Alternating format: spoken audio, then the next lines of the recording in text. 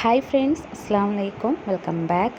അപ്പോൾ ഇന്നത്തെ റെസിപ്പി ഒരു ബ്രേക്ക്ഫാസ്റ്റ് ആയിട്ടും അല്ലെങ്കിൽ ഡിന്നറായിട്ടൊക്കെ കഴിക്കാൻ പറ്റുന്ന നല്ലൊരു ലെയർഡ് ചപ്പാത്തി റെസിപ്പി ആയിട്ടാണ് വന്നിട്ടുള്ളത്. അപ്പോൾ നമ്മുടെ ഈ ഒരു നല്ല സോഫ്റ്റ് ആയിട്ടുള്ള ഈ ലെയർഡ് ചപ്പാത്തി എങ്ങനെ തയ്യാറാക്കുന്നത് നോക്കാം.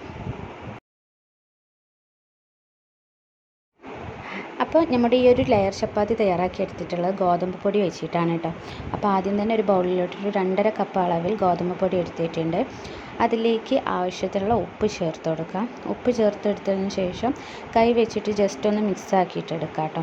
മിക്സ് ആക്കിയെടുത്തതിന് ശേഷം ഇത് നമുക്ക് വെള്ളം ഒഴിച്ചെടുത്തിട്ട് നല്ല പോലെ ഒന്ന് കുഴച്ചിട്ടെടുക്കണം. അപ്പോൾ നമ്മൾ ചപ്പാത്തിക്ക് കുഴക്കുന്ന പോലെ നല്ല സോഫ്റ്റായിട്ട് തന്നെ കുഴച്ചിട്ടെടുക്കാം. അപ്പോൾ റെസ്റ്റ് ചെയ്യാനൊന്നും വെക്കണ്ട. അപ്പോൾ ഞാനിവിടെ നല്ല സോഫ്റ്റിൽ തന്നെ കുഴച്ചെടുത്തിട്ടുണ്ട്. ഇനി ഇതുപോലെ ചെറിയ ചെറിയ ചപ്പാത്തിക്കൊക്കെ എടുക്കുന്ന പോലെ ചെറിയ ചെറിയ ബോൾസ് ആക്കിയിട്ട് എടുത്തിട്ട് നമുക്കൊന്ന് പരത്തിയിട്ടെടുക്കാം കേട്ടോ.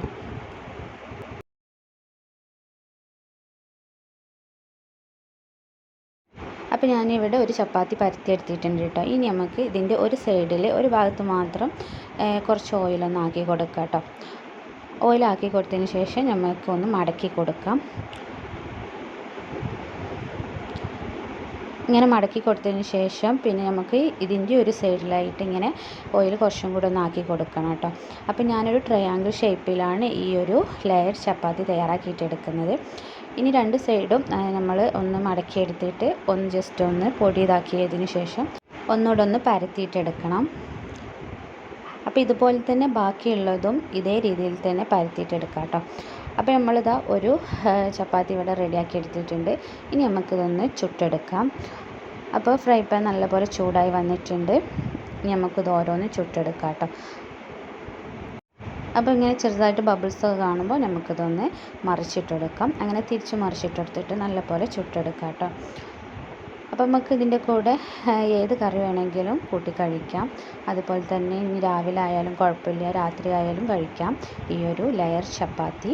അപ്പോൾ നമ്മുടെ ഈ ഒരു ലെയർ ചപ്പാത്തി ഇവിടെ റെഡി ആയിട്ടുണ്ട് കേട്ടോ. ഇനി ഇതുപോലെ തന്നെ ബാക്കിയുള്ളതും ചുട്ടെടുക്കാം. അപ്പോൾ ഞാനിതെല്ലാം ഇവിടെ ചുട്ടെടുത്തിട്ടുണ്ട് കേട്ടോ. അപ്പോൾ ഇത് നല്ലപോലെ ലെയറായിട്ട് തന്നെ നമുക്ക് കിട്ടിയിട്ടുണ്ട്. അപ്പോൾ നമുക്ക് ഏത് ഷേപ്പിൽ വേണമെങ്കിലും ഈ ഒരു ലെയർ ചപ്പാത്തി തയ്യാറാക്കിയിട്ട് എടുക്കാൻ പറ്റും.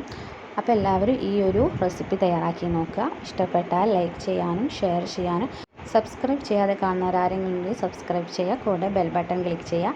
അതിൽ ഓൾ എന്ന ഓപ്ഷൻസിൽ പോയാൽ ഞാനിടുന്ന പുതിയ പുതിയ വീഡിയോസ് നോട്ടിഫിക്കേഷൻ നമുക്ക് കറക്റ്റായിട്ട് തന്നെ ലഭിക്കുന്നതാണ്. അപ്പോൾ ഇൻഷാ അല്ലാഹ് വീണ്ടും ഒരു നല്ലൊരു റെസിപ്പി ആയിട്ട് വരുന്നതാണ്. അസ്സലാമു അലൈക്കും.